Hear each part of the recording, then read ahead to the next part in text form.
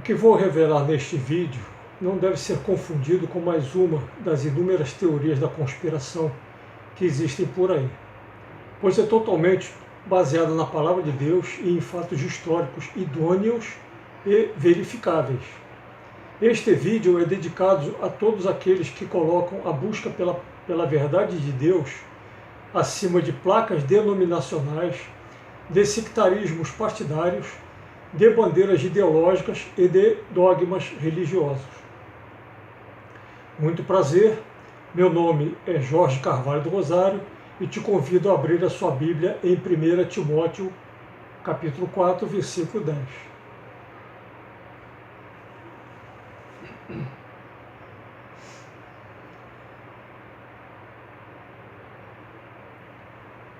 O referido texto bíblico diz que Jesus Cristo é, abre aspas, Deus vivo, Salvador de todos os homens, fecha aspas.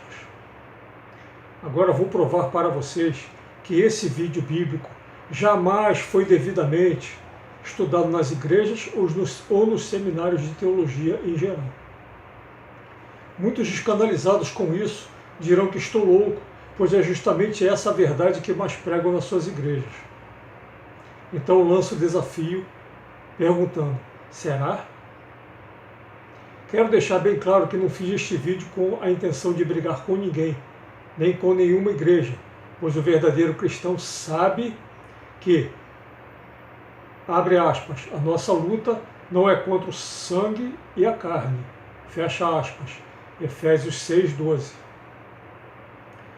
Observe que em algumas traduções bíblicas, como por exemplo a Almeida Revista e Atualizada, o título desse quarto capítulo de 1 Timóteo A Apostasia nos Últimos Tempos, que é exatamente o que estamos vivendo há séculos. Agora vou te provar que o próprio texto bíblico profetizou que aconteceria essa apostasia. Vamos a ele? Abre aspas. Ora, é para esse fim que labutamos e nos esforçamos sobremodo. Portanto, temos posto a nossa esperança no Deus vivo, Salvador de todos os homens, especialmente dos fiéis. Fecha aspas. 1 Timóteo, capítulo 4, versículo 10. Esse Deus vivo é Jesus Cristo, pois Ele é o único que é Salvador de todos os homens. Em relação a isso, muitos irão aplaudir, dar glória a Deus e aleluias. Entretanto, essa euforia acaba quando deveria ser ainda maior, pois esse, de todos os homens, vem da tradução literal de panton, antropon, conforme está nos melhores e mais confiáveis manuscritos gregos do século IV. E, além disso, todas as vezes que essa expressão surge nas Sagradas Escrituras, é sempre se referindo à humanidade completa, à raça humana como um todo. A prova disso está nas palavras seguintes do próprio texto, que diz, especialmente dos fiéis, subentendendo-se que Jesus Cristo salva também os que não são fiéis. E o apóstolo Paulo, repleto do Espírito Santo de Deus, ainda ordena para todos os cristãos de todas as épocas, abre aspas, ordena e ensina estas coisas, fecha aspas, 1 Timóteo 4, versículo 11. Será que essa verdade de Deus, revelada ao apóstolo Paulo, foi ordenada e ensinada assim até os dias de hoje? A resposta é um sonoro não. E vou provar por quê. Agora nós vamos estudar os fatos históricos que têm a ver com esse e vários outros textos bíblicos. Os padres da igreja nos 5 primeiros séculos DC, depois de Cristo, dedicaram suas vidas inteiras a ordenar e ensinar que Jesus Cristo, nosso Deus, é o Salvador de todos os homens, sendo ou não fiéis, tendo ou não fé. Alerto que vocês tomem muito cuidado, pois muitos cristãos podem estar acreditando em heresias disfarçadas em verdades de fé nos dias de hoje. Vou dar alguns exemplos. O primeiro é que muitos acreditam que possuímos um livre-arbítrio ilimitado e que por isso podemos viver sem pecar, basta querermos, e que, pelo mesmo motivo, Deus não pode nos salvar sem nosso consentimento, pois isso significaria ser tratados como marionete nas mãos de Deus. Mas tudo isso é heresia pelagiana, combatida por Santo Agostinho no início do século V. Muitos acreditam e até brigam, dizendo que existem pecados que não têm perdão. Mas Santo Ambrósio, bispo de Milão, no final do século IV, abre aspas, Ambrósio refuta a posição dos novacianos, que julgavam haver pecados irremissíveis. Na verdade, todo pecado pode obter o perdão de Deus, desde que o penitente esteja sinceramente arrependido. Fecha aspas. Essa é a verdade defendida por Santo Ambrósio. Muitos defendem a doutrina de que, abre aspas, que Cristo não havia morrido por toda a espécie humana, fecha aspas, apenas por uma dúzia de pessoas predestinadas. Os da sua igreja é óbvio. Mas essa heresia jansenista, abre aspas, forçou Inocêncio X, em 1653, a aceitar tacitamente a disponibilidade da salvação para os não crentes. Fecha aspas. Inocêncio X era o Papa nessa época. Exatamente igual ao texto bíblico que acabamos de estudar, que estamos estudando, aliás.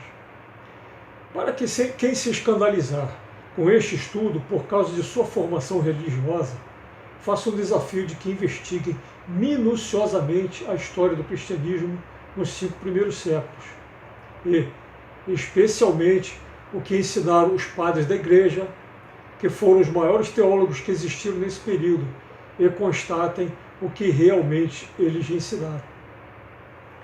Desafio os doutores em teologia, assim como os historiadores do cristianismo, a responderem por que os principais escritos dos 2 maiores teólogos nesses 5 primeiros séculos foram completamente esquecidos. Desafio que estudem os principais escritos de Orígenes de Alexandria, que é o Tratado sobre os Princípios e também contra Celso. Orígenes foi declarado por São Jerônimo no século V, abre aspas, o maior mestre desde os apóstolos, fecha aspas, e isso no século V. Orígenes também, abre aspas, era considerado a luz do Evangelho depois dos apóstolos, fecha aspas, pelos padres da igreja nos séculos III e IV. E ainda existe o fato dos maiores teólogos de todos os tempos elogiarem a genialidade de Orígenes. Desafio também que estudem os principais escritos de São Gregório, bispo de Nissa, que mesmo tendo nascido quase um século depois da morte de Orígenes, foi o mais originista dos padres da igreja. São Gregório foi o mais proeminente teólogo do Concílio de Constantinopla I, em 381 DC, onde foi declarado, abre aspas, coluna da ortodoxia, fecha aspas.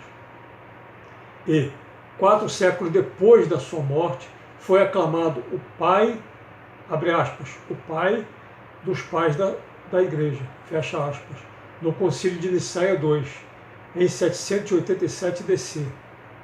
Tal era a sua clareza de raciocínio e a sua genialidade nos estudos bíblicos.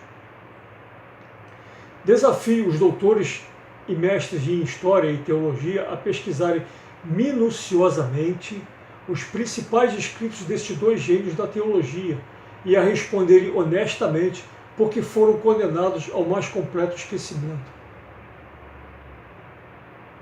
Eu vou dar uma ajuda. É que na primeira metade do século VI, o monofisismo, que é a heresia de que Cristo é apenas Deus e não homem, dominava o clero oriental e a capital do império. Entretanto, essa heresia estava sendo combatida com eficácia pelos originistas e, para indignação geral, justamente nessa capital.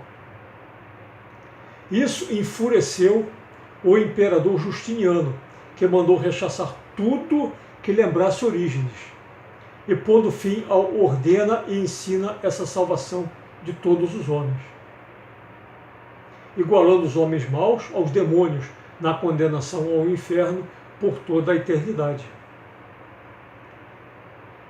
A peste negra matou 300 mil pessoas no mesmíssimo ano e no mesmíssimo lugar onde os escritos de Orígenes foram condenados, em 543 DC e em Constantinopla, que era a capital do Império. Seria isso a ira de Deus? Confira essa informação em qualquer livro escolar de história.